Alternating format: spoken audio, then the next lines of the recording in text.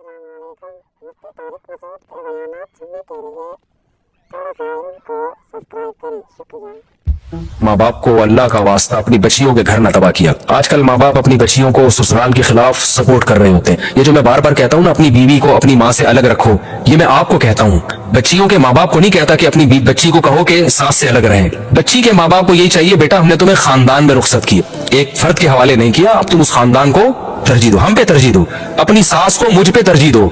जो माँ समझदार होगी ना, वो क्या कहेगी, बेटी मैं एक बात का हुक्म देती हूँ और सास दूसरी बात का हुक्म देती है, तो तुमने मेरी बात नहीं माननी बल्कि किसकी बात माननी है, सास की बात। जो समझदार औरत होगी वो ये कहेगी। नहीं आई बात मेरा ख्याल है समझ में। और बेवकूफ औरत क्या कहती है, मैंने तुम्हें बुलाया, तुम्हारी सास कौन होती है रोकने वाली। मैं समझा पा रहा हूँ अपनी बात, तुम्हारी सास कैसे, मैं माँ हूँ, मैंने पाला है। अबे पाला है तो उसका फ्यूचर देखो ना, अच्छा है।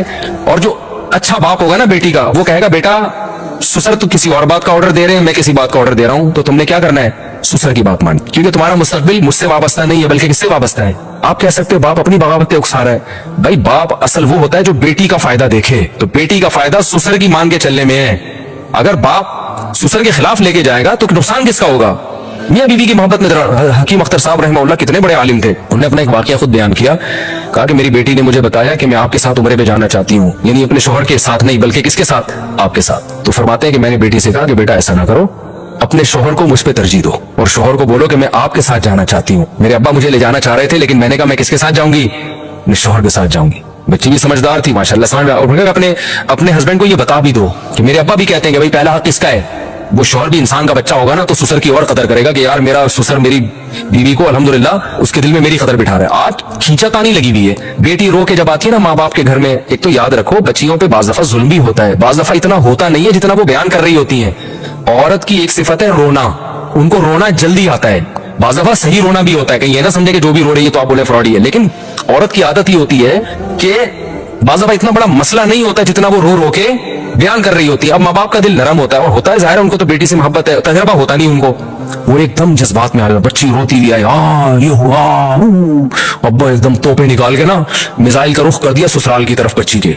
सही है ना मेरी बच्ची, भाई ये होता है, ये नेचुरल है यार। छोटी मोटी बातों पे बाज़ दफा बहुत बड़ा चढ़ा के बच्चियां बयान कर रही होती हैं, उनको पता है कि अगर हम वैसे ही आ गए तो यहाँ भी पिटेंगे, हम बोलेंगे तो कुछ हुआ ही नहीं, एक आंसू तो आ गई तो उठ के, हम पागल है क्या। तो फिर बेचारी वो लड़कियां बयान कर रही होती है उसको जज्बाती, ताकि माँ बाप ये समझे कि मेरा आना बिल्कुल दुरुस्त है।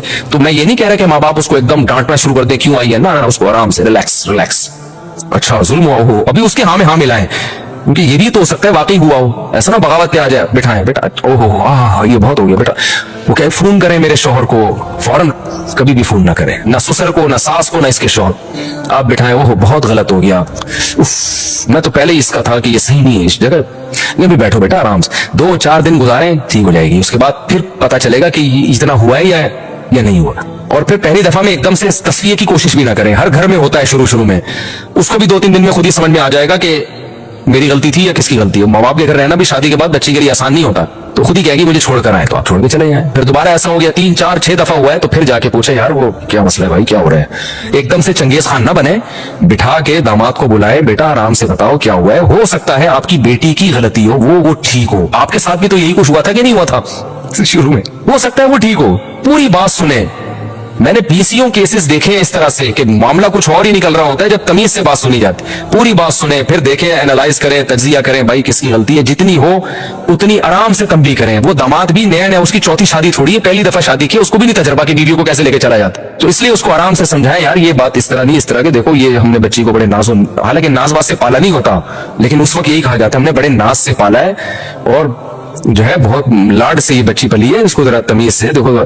इस तरह करके 3 साल का आप समझ लें कि शादी के बाद 3 साल फड्डों में गुजरेंगे, और उसमें बर्दाश्त के अलावा आपके पास कोई ऑप्शन नहीं है, क्योंकि एक दूसरे को, आजकल शादियां अजनबियों में हो रही हैं, एक दूसरे के खानदान मैच नहीं कर रहे होते, तरजीहात मैच नहीं कर रही होती, बहुत सारे मसाइल होते हैं, समझ नहीं पा रहे होते, 3 साल के बाद वो खुद एक दूसरे को एडजस्ट कर लेते हैं। औरत को पता चल जाता है मेरे शौहर की ये कमजोरी है, ये इसकी खूबी है, मर्द को पता चल जाता है ये कमजोरी है, ये इसकी, वो खुद भी तो उन दोनों के मफाद है ना, आहिस्ता आहिस्ता एडजस्ट हो जाते हैं, फिर 2-4 बच्चे हो जाएं तो वैसे ही वो फिर बच्चों के लिए सेट हो जाते हैं। लेकिन होता ये है कि एकदम न चंगेज खान बन के लड़की का बाप और उसके भाई और बहनों को धमकियां देना शुरू कर देंगे, वो अपनी गैरत का मसला बना लेता है इसको, वो कहता है यार ये तो मेरे से बात ही नहीं कर रहे, फिर वो तलाकें होती हैं, फिर 4 दिन बच्ची को घर में बिठा के ना फिर कहते हैं यार ये तलाक हुई है कि नहीं हुई है, अहले हदीस से फतवा ले लो, उसी को पहनाने की कोशिश में लगे होते हैं, क्योंकि आसान नहीं होता तलाक के बाद बच्चियों को घर में बिठाओगे, आजकल कमारियों की शादियां नहीं हो रही, तलाक याफ्ताओं की कहां से हो रही है? थोड़ा कंप्रोमाइज करो। अच्छा, शौहर को तो चाहिए कि वो अपनी बीवी को अलग रखे अपनी माँ से। मैं ये शौहरों को कहता हूँ, औरतों को नहीं कहता कि आप अपने शौहर से बोलो कि मुझे अलग, इससे घर का माहौल खराब होता है। मर्द को चाहिए खुद ही ये काम कर ले, खुद ये काम करे कि भाई अलग रखे उसको, अगर अल्लाह ने वसाइल दी। लेकिन माँ को नहीं चाहिए कि अपनी बच्ची के कान भरे मेरा बयान सुना सुना के मुफ्ती साहब भी यही कहते हैं कि अलग रहना चाहिए। तुम इससे माहौल खराब होने के अलावा कुछ भी हासिल, वो इंसान का बच्चा होगा ना, वो खुद ही अलग रखेगा, आपके मुतालबे पे नहीं करेगा वो, या उसकी कोई मजबूरी भी होती है। बाज दफा हर आदमी अफोर्ड नहीं कर सकता अलग रहने को, बाज दफा बहुत घरेलू मसाइल खड़े हो जाते हैं, हर आदमी में ये ताकत नहीं होती। तो माँ बाप जो है ना, बच्चियों का घर बसाने की कोशिश करें, उनको बताएं कि तुम्हारे सास ससुर का हक तुम पर हमसे ज्यादा है। और ये जो मैं बातें कह रहा हूं ना, ये हवाई बातें नहीं है, हमारा एटीट्यूड भी यही है। समझ में आ रही है बात की नहीं? ऐसा नहीं है कि आपके लिए उसूल कुछ और अपने लिए उसूल कुछ और हो। तो ये काम करना पड़ता है, उनको ससुराल की अहमियत बच्चियों के दिल में डालनी पड़ती है, उनको समझाना पड़ता है कि ये तरजीह तुमने इनको देनी है।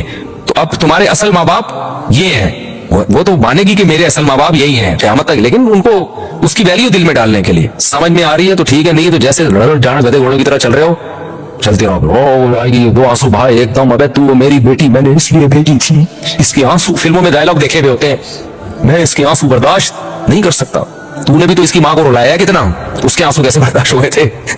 मैं इसके आंसू बर्दाश्त नहीं कर सकता, और ये हो रहा है तो वो हो रहा है, कुछ भी नहीं हो रहा, शोर शराबा हो रहा है, बस कुछ भी नहीं हो रहा। हकीकत क्या है ये इतनी जल्दी नहीं पता चलती, और ये फैसला करना तो बहुत ही मुश्किल है, इनमें सही कौन है गलत कौन है, कंप्रोमाइज ही करना पड़ता है। या तो गोरों वाला सेटअप ले आओ ना, सब अखपल अखपल जिंदगी गुजारे। जब खानदानी लोग खानदानी तरीके से रहते हैं तो बर्दाश्त करना पड़ता है उनको। हाँ, चर्सी हीरोइन सी टाइप का दामाद है, साला गुटके खाता है, बीवी को लटका के छोड़ा हुआ है उसने, खर्चा पानी जो बेसिक हुकूक ही अदा नहीं कर रहा, तो फिर ज्यादा तूल ना दो इसको, फिर 3 साल की मोहलत देने की जरूरत नहीं है। मिसाल के तौर पर बच्ची की रुखसती हो गई, अब पता चला दामाद कुछ कर ही नहीं रहा, सारा बेटी का खर्चा ही आप भेज रहे हो, तो ये नहीं कि हम आपको एक्चुअली 3 साल मोहलत देंगे, ना ना ना भाई, 3 साल मोहलत, 3 साल में बेड़ा बच्चे भी हो जाएंगे, बाद में तलाक लेना बड़ा मसला बन जाएगा। ये तो भाई तूने हमसे झूठ बोला है, तू तो कमाता ही नहीं है, और जो अब तक नहीं कमाया आइंदा क्या कमाएगा, हमें गैब का इल्म थोड़ी है। एक आदमी ने 20 साल अपनी बच्ची की जिंदगी तबाह की है इस चक्कर में। दामाद कमाता नहीं था, खिलाते रहे, वो नशों में लगा हुआ था, और मुझे आके बता रहे हैं, अब तो पुराना वाकया होगा, पता नहीं चलेगा कौन है, मुझे कह रहे हैं हमने कहा कि नहीं हम खानदानी लोग हैं, तलाक लेके बच्चियों को हम घर नहीं बिठाते, तो वो फिर लड़कियों में इन्वॉल्व था वो दामाद, कह रहे वो कमाता नहीं था। मैंने कहा मैं अपनी बच्ची को भेजूंगा, एक दिन इंशाअल्लाह अल्लाह इसको सीधे रास्ते पे चला देगा। मैं तहज्जुद में बड़ी दुआएं मांग रहा हूँ इसके लिए। 20 साल के बाद ये हुआ कि बच्ची दिमागी तवाजुन खराब हो गया उसका, ससुराल के जुल्म सह के, तो भी मेरे पास आए थे मशवरा लेने के लिए कि तलाक लेना मुनासिब है या नहीं है। मैंने कहा उसको ना मरने दो डिप्रेशन से।